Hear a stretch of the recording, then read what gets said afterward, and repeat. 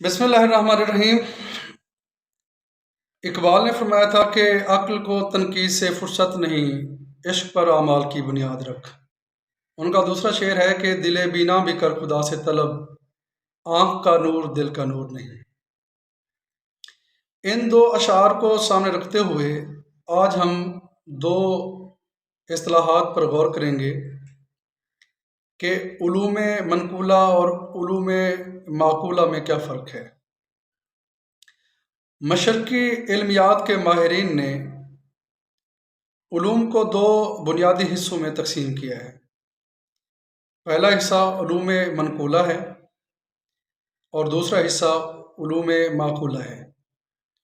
علوم منقولہ کا لفظ جو ہے وہ منقول سے نکلا ہے، اور منقول نقل سے نکلا ہے۔ نقل کرنا، کسی چیز کو کاپی کرنا یا کسی چیز کو دیکھ کر لکھنا۔ وہ تمام علوم جن کی بنیاد قرآن اور حدیث پر رکھی جاتی ہے وہ علوم منقولہ کہلاتے ہیں۔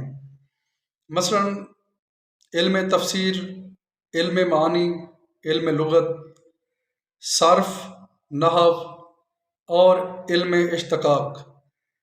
اسی طرح سے اسماء الرجال کا علم بھی علوم منقولہ میں شمار ہوتا ہے۔ یاد رکھیں، علوم منقولہ کے ماخذات قرآن اور حدیث ہیں۔ دوسری اصطلاح ہے علوم معقولہ۔